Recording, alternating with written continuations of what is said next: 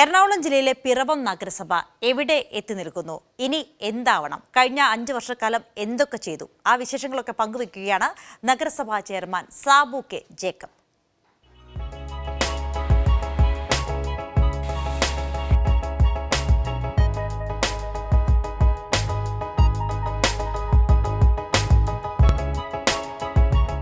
പിറവം നേരിടുന്ന ഏറ്റവും വലിയ പ്രശ്നം മാലിന്യമായിരുന്നു.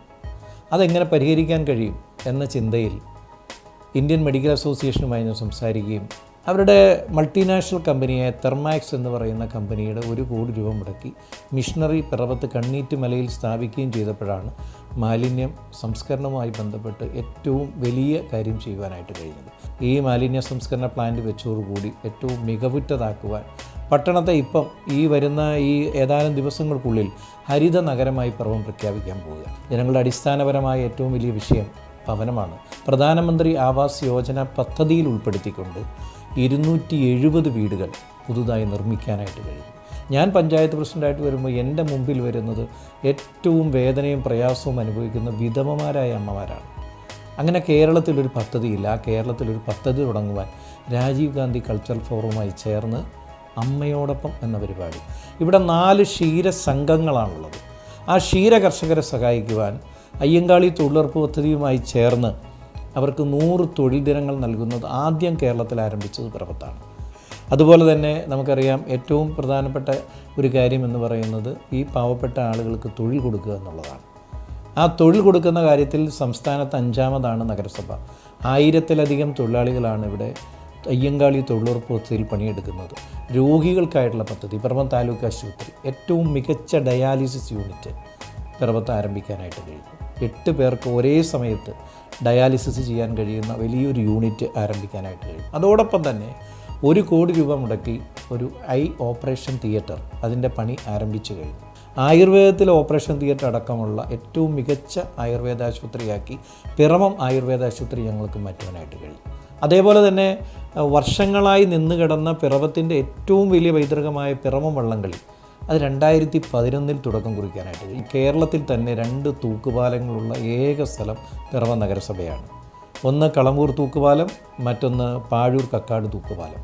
ടൂറിസവുമായി ബന്ധപ്പെട്ട് 75 ലക്ഷം രൂപ മുടക്കി നമുക്കറിയാം ശിവരാത്രി അടക്കം നടത്തുന്ന പാഴൂർ മണപ്പുറം, ഏതാണ്ട് 3 ഏക്കർ വരുന്ന മണപ്പുറത്തേക്ക് ഒരു മഴവിൽ പാലം അത് തീർക്കുവാനായിട്ട് കഴിഞ്ഞു.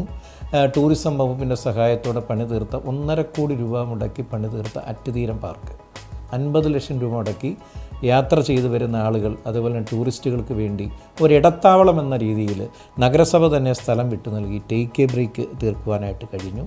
നമുക്കറിയാം സാമ്പത്തികമായി പിന്നോക്കം നിൽക്കുന്ന വിദ്യാർത്ഥികൾക്കടക്കം അവർക്ക് ഭക്ഷണം നൽകി അവർക്ക് ഏപ്രിൽ 1 മുതൽ ഏപ്രിൽ അവസാനം വരെ ഏകദേശം 15 മുതൽ 30 ദിവസം നീണ്ടു നിൽക്കുന്ന സമ്മർ കോച്ചിങ് ക്യാമ്പുകൾ നൽകി ഒരുപാട് കായിക രംഗത്തെ വിദ്യാർത്ഥികളെ മുന്നോട്ട് കൊണ്ടുവരാനായിട്ട് കഴിഞ്ഞു. കേരളത്തിലെ 4 നഗരസഭകൾക്ക് ഓഫീസ് അനക്സ് അനുവദിച്ചപ്പോൾ കോട്ടപ്പുറത്ത് അതിമനോഹരമായി 3 കോടി രൂപയിൽ ഒരു ഓഫീസ് അനക്സിൻ്റെ പ്രവർത്തനം അതിൻ്റെ 2ാം നില പൂർത്തീകരിച്ചു. 3ാം നിലയിലേക്ക് ഇപ്പോൾ അതിൻ്റെ പണി ആരംഭിക്കുന്നു. അതുപോലെ തന്നെ പകൽ വീടെന്ന് പറയുന്ന കൺസെപ്റ്റ് അതിന് 3 കോടി രൂപ അനുവദിച്ച് അതിൻ്റെ പണിയും 2ാം നിലയുടെ തീർന്നുകൊണ്ടിരിക്കുന്നു. ഹൈന്ദവരായിട്ടുള്ള ആളുകളുടെ സംസ്കാരം നടത്തുന്നതിന് വേണ്ടിയുള്ള ക്രമറ്റോറിയം, ആ ക്രമറ്റോറിയം 60 ലക്ഷം രൂപ കൊച്ചിൻ റിഫൈനറി നൽകി ആ പദ്ധതി നടപ്പിലാക്കാനായിട്ട് കഴിഞ്ഞത്. അപ്പോൾ വികസന പ്രവർത്തനങ്ങൾ പറയുമ്പോൾ ഒരുപാട് കാര്യങ്ങൾ, അതിലേറ്റവും അവസാനമായി എനിക്ക് പറയാനുള്ളത് ഇപ്പോൾ നമ്മളിരിക്കുന്ന ഓഫീസാണ്. 2013 അന്നത്തെ പഞ്ചായത്ത് പ്രസിഡന്റ് എന്ന നിലയിൽ ഈ സ്ഥലം വിട്ടുകൊടുക്കാൻ സപ്ലൈകോയ്ക്ക് തയ്യാറായപ്പോൾ അതിമനോഹരമായ 7 നിലകളിൽ ഏകദേശം 50,000 സ്ക്വയർ ഫീറ്റിന് മുകളിലുള്ള വലിയൊരു ബിൽഡിംഗ്, ഒരു സമുച്ചയം പണിയാനായിട്ട് കഴിഞ്ഞു. സ്ഥലം വിട്ടുകൊടുത്തപ്പോൾ നഗരസഭയ്ക്ക് ലഭിച്ചത് ഗ്രൗണ്ട് ഫ്ലോറും അതേപോലെ തന്നെ 5ാം നിലയുമാണ്. അപ്പോൾ എല്ലാ മേഖലകളിലും ഒന്ന് തൊട്ട് തലോടുവാൻ ഈ 10 വർഷം കൊണ്ട് കഴിഞ്ഞിട്ടുണ്ട്. ആളുകളെ സംബന്ധിച്ച് ജനങ്ങളെ സംബന്ധിച്ച് ഒരേപോലെ കയ്യിലെടുത്തുകൊണ്ട് അവരുടെ എല്ലാ ആവശ്യങ്ങളിലും ഒപ്പം നിൽക്കുവാനും പ്രവർത്തിക്കാനും കഴിഞ്ഞു എന്നുള്ളൊരു ചാരിതാർത്ഥ്യമുണ്ട്. നന്ദി, നമസ്കാരം.